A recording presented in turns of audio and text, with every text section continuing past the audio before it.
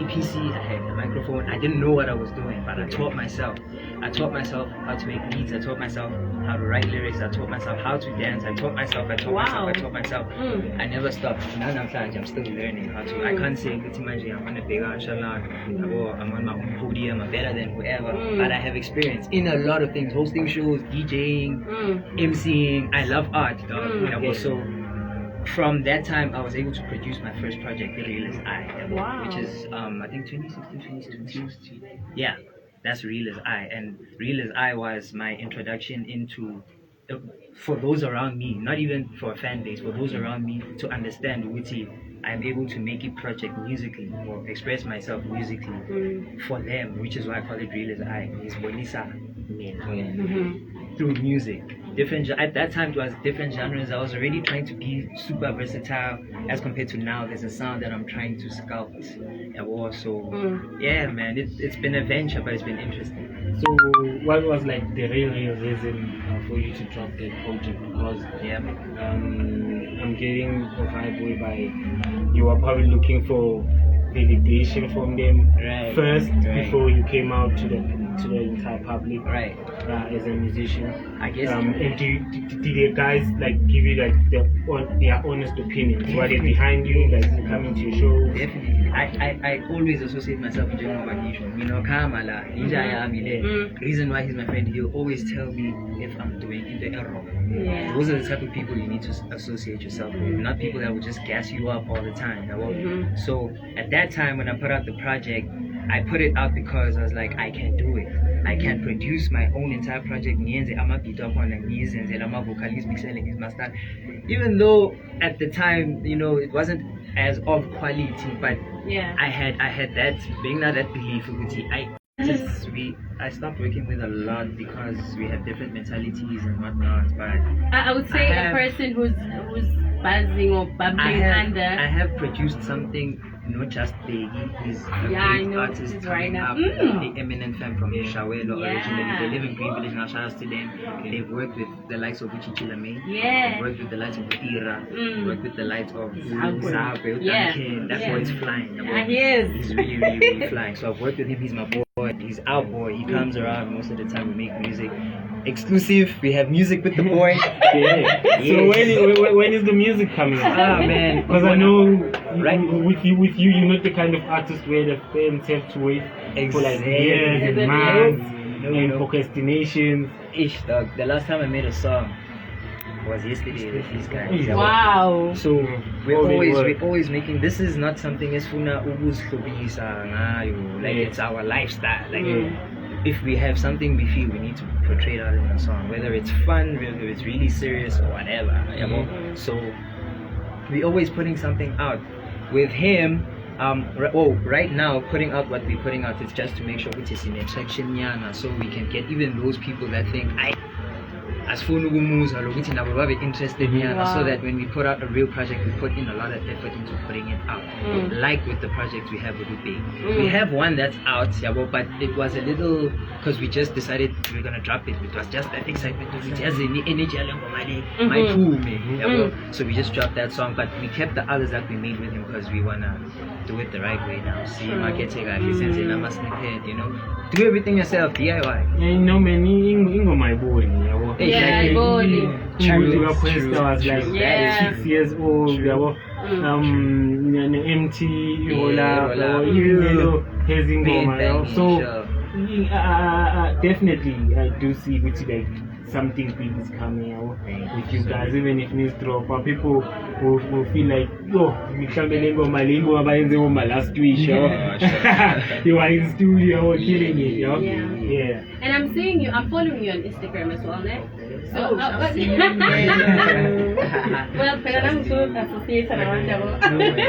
so basically I see that you're a person who's like like you value content every time on Instagram. Some of us, we need to learn from you.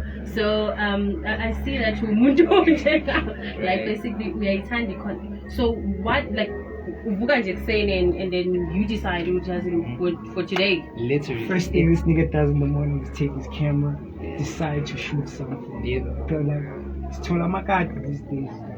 minimal person. Yeah. First thing, I haven't even posted it. They're on his wall. Wow. Everybody knows. I see that. It's a Instagram, very- yeah, it is like this all that time.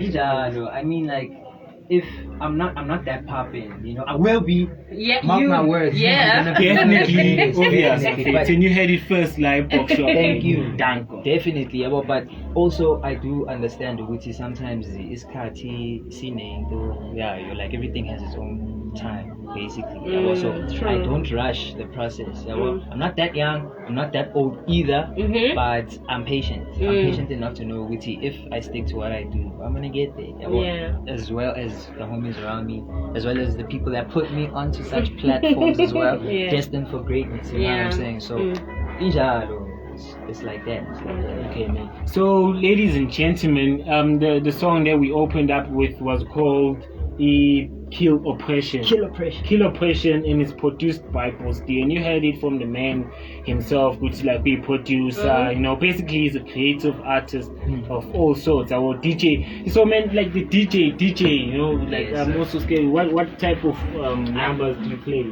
Oh no, I listen to every genre. I love I love old school hip hop. I love old house, like house music, guys. Like the house I need is a funny true bit. I love house music. So mix with simple house songs, dog. Like it's so easy to mix house tunes. Like if you do it all the time, you'd want to venture into doing something else. So then I started mixing dubstep, started mixing EDM, started mixing lo-fi. And then So you play with any kind of sets like CDJs? You see, that's what I need to come to. I am a digital DJ, yes, but give me a week. Because that stuff taught me the technicalities of what I might need to know in CDJ.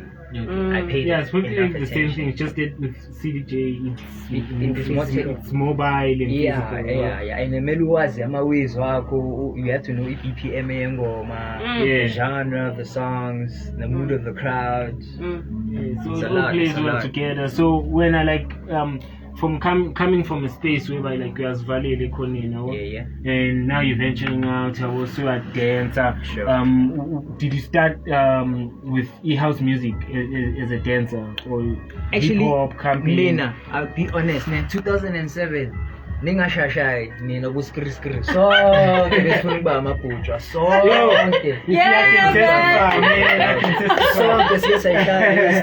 skinny jean SK. Okay, I don't know about my homie. My homie always been jean back then, right? He always chill with the butchers. He only does the two-step. The plan is not to sweat. So it's been that I've always listened to e-house, yes. But and always been interested in Jenny. I mean, anyway, I'm from Soweto. A lot of what is popping now originally comes from Soweto. Nobody's talking about that. I don't know why, but a lot of big influential cultures or practices come from Soweto. Literally, Ekasi from Soweto. You know, so I'm influenced by a lot of things. House, like I said, it was one of those things, but. Bengakhona ukuresonate namachenza ayenza a lot of good things. Also, I'd listen to ingoma ezine-lyric, and at that time it was old school hip hop and it was R&B, so I'd listen to a lot of content in my lyrics, you know, your Lil Wayne's back then when Lil Wayne was Lil Wayne. Not that he ain't, but you know, prime Lil Wayne. Lil Wayne's, your Jay-Z's, your, you know, I don't want to mention the old school cats, Master Ace, blah blah blah blah blah, but.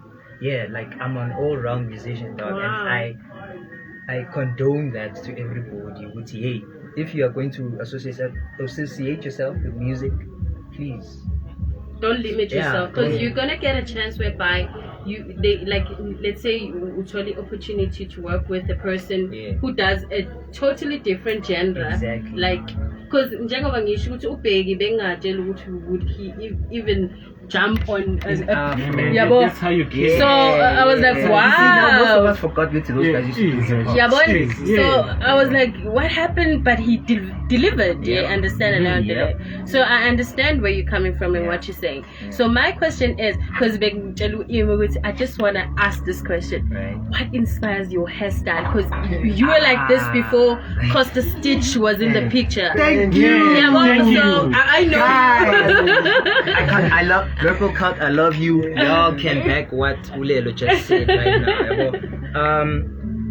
Okay, we were associated. If you look at me back, like a few years back, you'd associate me as an indigo child. So the indigo is a color primarily. It's a mixture of blue and purple. That's what makes the indigo. So instead of calling myself, I used to associate myself with indigo. I'm cool. Everything has to do with indigo this, indigo that. And then I noticed with the word is just now used out of context. Or like it's the value of the word has been deteriorated. So I was like, you know what? Things cool and said I'm a color. Everything that I do, show those two colors. Bruce Dee. So that's where it originally comes from. The whole indigo vibe. The fact that my mind works differently. It's the yin and the yang. Yes, exactly. Balanced duality, fam. Yes. Instead of it being black and white for me, it's blue and purple. Exactly. So now, are you getting challenges now because there's already a cluster stitch? So people like about you imitating yourself to be more like this guy, but because I know you like way back you were nothing like you were just different from like your Uji. Okay, well I just want to know. Honestly, the dance world is small. Like Abo Costa, Nabo Phantom, Nabo, like all the guys that are pushing now. Shout outs to them, they're pushing. Yeah. I love the fact that it's like Bunny you meet. Like the Bunny movement. Exactly. Yeah. Well, they push each other everywhere that they go. But even you guys are holding it down. We are, but that's what I'm getting to. With them, they were a little bit more at an advantage because they were really next to the space of entering the music industry because we were watching Casper New you know, they were in music videos a lot, so they were getting first-hand experience on how to tackle the music industry. They were smart about it. They learned whatever it is that they did. Even for Casper as well, being WHP, exactly. You have to start somewhere. Exactly. It's always that transition. It's always that transition. So strategies moves. So today, the way things work is now you have to make sure because it's very easy to either sound or look like somebody else. So you have to find something else to stand there out. So I listened to this other kid from the States, RIP to him, XXXTentacion. I don't know if people know him. I'm seeing some like there's one you guys There's one thing that makes me relate with that guy. Just like Tupac, I could also say Tupac because Tupac same thing. Like making an about how big you were, it remain you. You know, with outside the studio, inside the studio, remain yourself. Make it's an advantage because people then take advantage of you, unfortunately, because now you're vulnerable enough to make sure that you're vulnerable enough for people to do whatever because you know what I'm saying. So when you brand yourself, you have to make sure that you stick to an image that's going to stand out, and you have to really be live comfortable. it. You have to make it. So when you see someone doing something very similar, you have to stand for into a representative. So I went out at a homie of theirs that did something similar to what I did. Blue and purple thing. And I went out on social media and I tagged them like, yo bro, what's happening? You're stealing my brand, you're using what that's what I thought it was gonna become. Every single person that comes in studio has a beef with somebody. It's the entertainment industry, it's very competitive. And I wasn't coming at him with war. I was just asking, imagine what do we That's what I wanted to know. He deleted my comments, he blocked it. Wow. So that made me feel as if, okay, for real, he's trying to take my whole brand. Wow. I'm trying to DM him.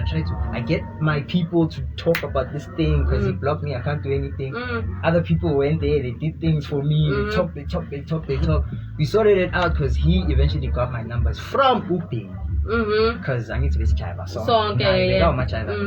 he got my numbers from Biggie. He called me up. He's like, no, dog, it's a misunderstanding. I wanted to do like after how long did he call? After how long? Like about 2 days or 3 days. 2 days. Wow. So the beef went on for like 2 days. Yeah, I was gonna fight for my brand. A lot of people thought it's stupid because the car like pay. I'm going to like, dude, what are you doing? I was like, nah, man, it's a brand. I have to stand for. If I don't now, if I change into something else, somebody bites that and you're gonna confuse your fans as well. Exactly. a lot of people are used to seeing blue and purple and associating it with me. So I couldn't let that thing go. So I fought for it, but I made peace with the homies. Shout outs to Rich Life King, by the way. Shout outs to Positive. Shout out to the whole gang. Yeah. So do you think Ustojiti will actually do Collins or Stojiti from doing the volume? He did. I think he did. Like I said, you can change your brand as much as you want, but stick to yourself. Yeah. Karma Classic was Kamehameha something else. I can't say it online because that something else was very vulgar. So he had to switch to Karma Classic. He changed the name, but he didn't change himself because it's Classic Karma. Yeah, I understand because I also started with being Miss P. And I changed before I like Miss P, and then after that, I think it was true. Miss P, and then I went to Lelo because there was a Miss P already. Right. Oh so, yes, there is. So I was like, you know what, this is not working for me because my other name is Patience. So I was like Miss P. So I was like, you know what, let me go for Lelo B. And how do you feel with Lelo B? There are Lelos. Many Lelos. But now to make sure that when they speak of Lelo, they think of her. Yeah. And it's you, right? You feel because there are Lelos. There's Lelo EN. There's Lelo what that works with Sanele as well. But I think she's the only Lelo that I know that's more prominent. Yeah. But then, like, I'm not having difficulties with the name Lelo, but I really understand where you're coming from. Like, every single person starts with being somebody or being called certain name, and then you change. Look at what happened to MT. I don't know if you know. Yeah, MT. Kasirep. What happened? Yeah. He became like a huge brand. Back in the days when Kasirep was evolving, you know, because Kasirep became almost like a national genre, you know. Many people were doing that, even in KZN, they were doing it in their own lingo, but it was still Kasirep. So even now, it's a claim that Big Zulu is also doing Kasirep in Quest and stuff. So yes, man. It was really tough. Yeah, because people don't even know who that MT is. Yes. And he was dope. And he was representing us. So basically, MT was like, there was MT, there was Mickey M. Mickey M. Yeah, they were both partners, just like you guys. They were both partners in crime, rapping, killing it on Season Scoop. Both coming from the Val or Katle home, somewhere around there, in the East End. And they both became big, they were getting bookings. And then, first and foremost, his beef started with MT the Hustler. He stole his name, like, and they had a beef on Twitter. It was big, you know. After that, because his style, it was Kasirep, but he called his own style Skanda Rap. But before KO. Then KO came two times. Came with Skanda Rap. Yeah. Then KO later changed it to Skanda Republic. So but the nigga's not known, but to me he was very dope. I remember I was jamming to his songs back in the days. He was this close. In the villages, in the townships, wherever you go, whether in Free State, in Mpumalanga, the youth, they play his songs. So before these tray speakers came by, you know, with cell phones, they would bump that, the Kasirep. Yeah, it's unfortunate because there's this other nigga that I know as well, because I'm a big fan of his. This guy that's, I forgot his name, but like there are guys who are in the industry, who I feel like it's not fair. No, it's not for Akalicious. There's this guy called Akalicious. He's dope. He's very dope. You see that new Eminem fast rapping. But he does it and he kills it. And he kills it. The flows, the everything. He's dope, but people don't know him because I understand the industry. It's thick skin. Industry. That's why, like Maui artists, when you're starting, you have to make sure you stand by your brand. That's the only way that you can survive in the industry. Because opportunity, yes, but they can control your opportunities in terms of benefiting themselves and you may be in the lesser term maybe, but definitely umuntu ongafuna ukubeka like phambi opportunity. So have you had those type of situation whereby a person I've witnessed, like I say, because of the fact that I dance, I've also, just like your Costas and your Phantoms, and I've also been in spaces where I've seen artists interact, deal, speak, propose things to each other, and down the line they talk about the same conversations in a negative way and what to do and what not to do. So you learn from things like that.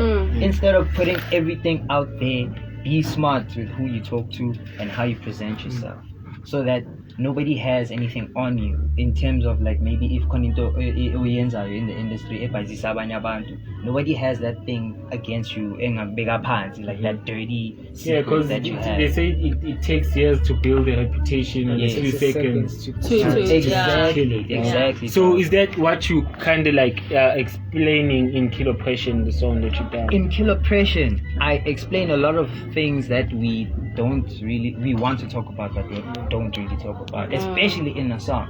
Except I put it on a genre called drill. Shout outs to Pop Smoke. He made drill what it is today, even though it existed. Shout out to them UK niggas. Shout out to because drill originally is called grime, UK grime. Yes.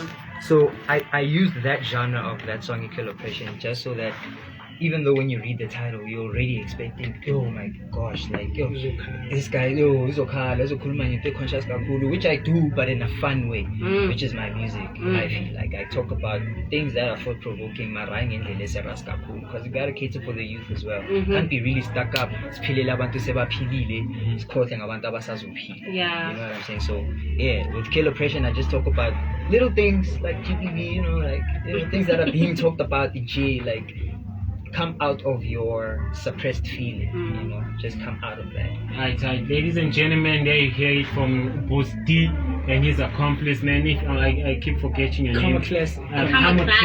Yeah, co-presenter is Little Beast, man. Shimotek. You're listening to Box Shop Online Radio, and this is West Side Stories, guys. Naziz Waguti, this is basically Wonke Lama behind the scenes.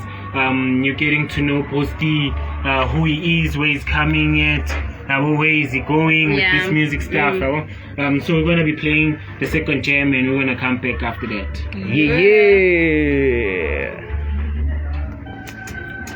Oh, Bruce Dee. Smurf, shout outs to you, bro. Wow, Smurf. What's that? So come on, boy. Yeah,